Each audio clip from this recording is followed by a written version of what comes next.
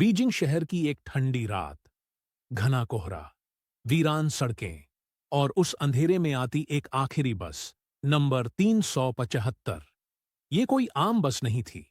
इस बस के साथ एक ऐसी कहानी जुड़ती है कि आज 30 साल बाद भी चीन की पुलिस के लिए एक अनसुलझी पहेली है।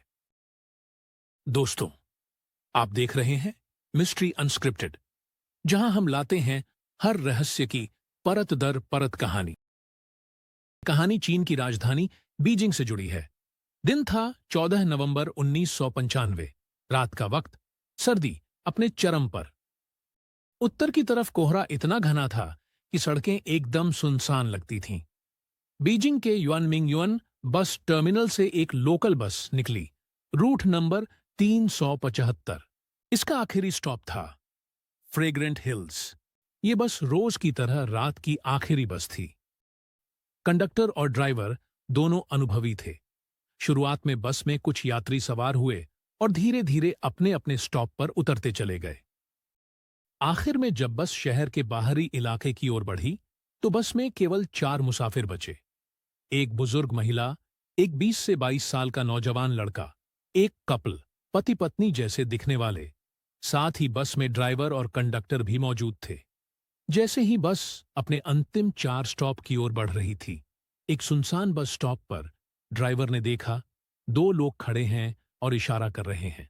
बस रुकती है, पर जब वो दोनों बस में चढ़ते हैं, तो एक तीसरा शख्स भी उनके बीच में दिखाई देता है, जिसे वे दोनों पकड़कर अंदर ला रहे थे, जैसे वो बीमार हो या नशे में हो। लेकिन सबसे अजीब बात यह थी कि उन तीनों ने पुराने जमाने की चीनी राजाओं जैसी पोशाकें पहन रखी थीं, धूल मिट्टी से सनी हुई, अजीब, अति पुराने डिजाइन की, और उनका चेहरा जैसे धुंध में ढका हुआ हो, साफ नहीं दिख रहा था। वे तीनों बस में चुपचाप चढ़े और पीछे जाकर बैठ गए।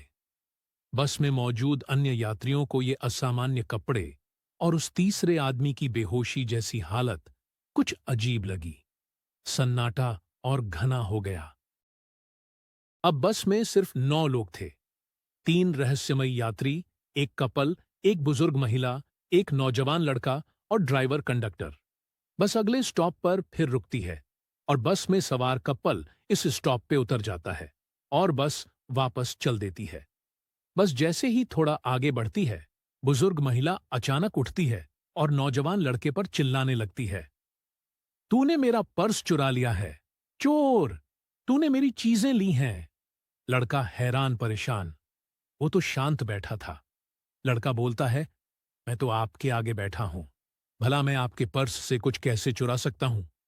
पर बुजुर्ग महिला कुछ सुनने को तैयार नहीं थी। वो लगातार उस नौजवान लड़के पर चोरी का इल्जाम लगाते रहती है। दोनों के बीच झगड़ा बढ़ता है। शोर बढ़ता देखकर कंडक्टर पीछे आता है और पूछता है, क्या हुआ?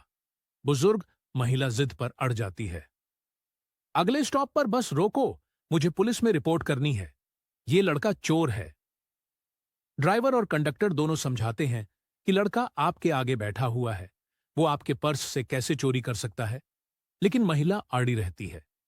इस बार वो नौजवान लड़का भी अपना आपा खो देता है और बुजुर्ग महिला को चिल्लाते हुए कहता है, हाँ, चलिए पुलिस स्टेशन, अब उन्हें ही फैसला करने दीजिए। अगले स्टॉप पर जैसे ही बस रुकती है, बुजुर्ग महिला लड़के का हाथ पकड़कर जबरदस्ती उसे बस से नीचे उतार देती है। बस चल देती है और वहीं से कहानी मोड़ लेती है। लड़का गुस्से में महिला से सवाल करता है, आप मेरे साथ ऐसा क्यों कर रही हैं? मैं चोर नहीं हूं।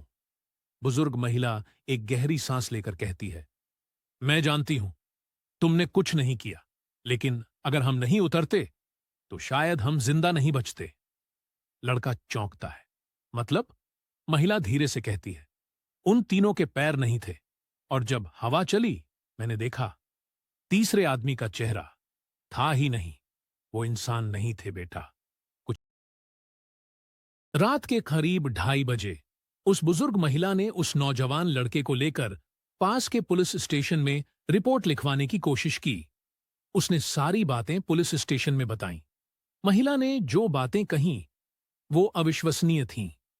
महिला ने बताया, बस में 3 लोग चढ़े थे जिनके पैर नहीं थे। एक का चेहरा ही नहीं था, सिर्फ बाल और अंधेरा। मुझे यकीन है वो इंसान नहीं थे। पुलिस अफसरों को लगा कि ये कोई बुजुर्ग की कल्पना है या मानसिक भ्रम।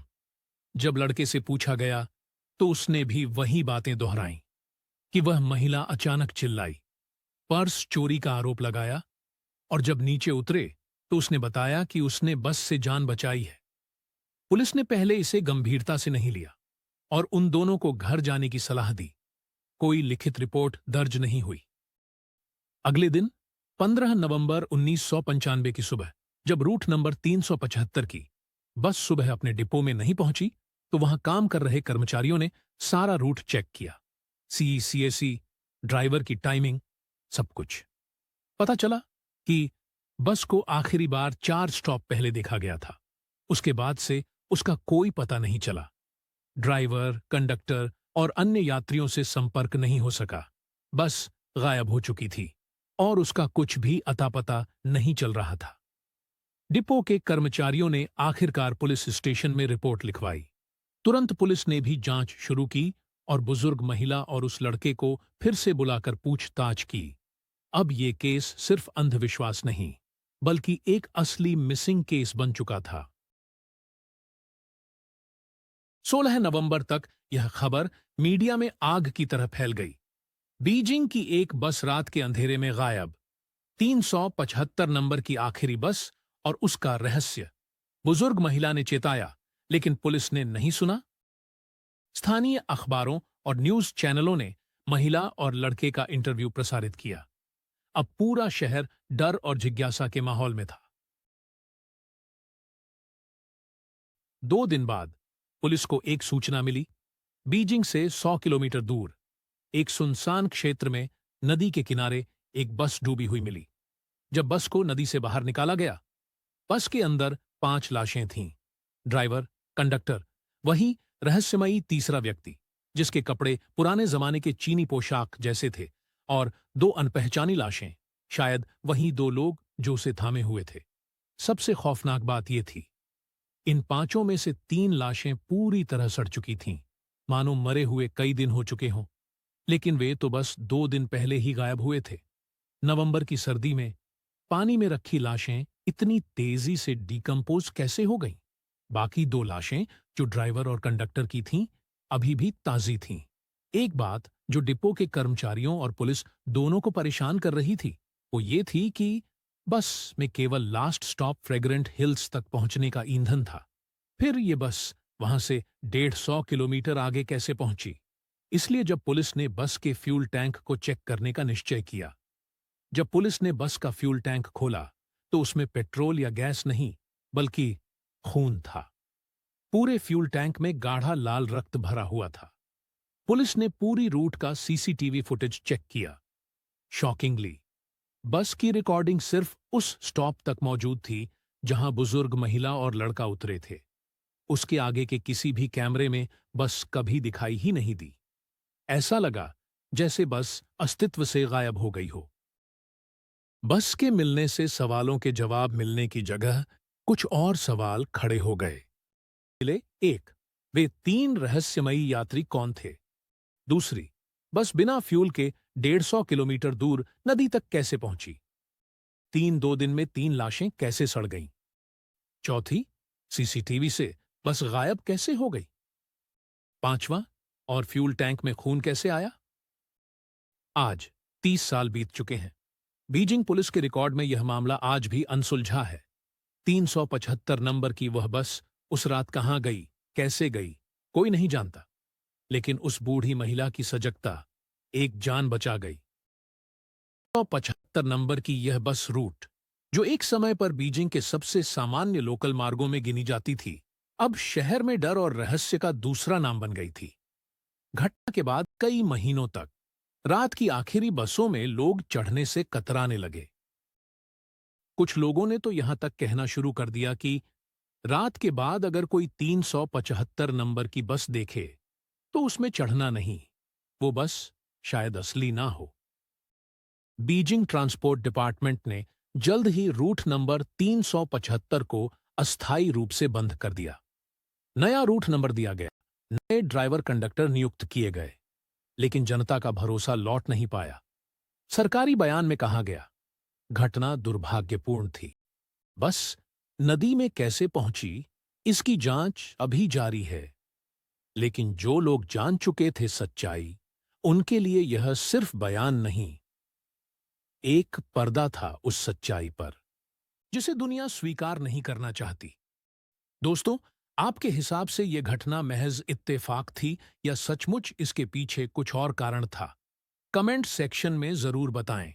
और अगर आपने भी कुछ ऐसी कहानी सुनी है तो हमारे साथ शेयर करें। हम उस पे भी वीडियो बनाकर अपने दर्शकों के साथ साझा करेंगे। अगर आपको ये वीडियो अच्छी लगी हो तो वीडियो को लाइक करें और ऐसी ही वीडियोस के लिए चैनल को सब्सक्राइब करें।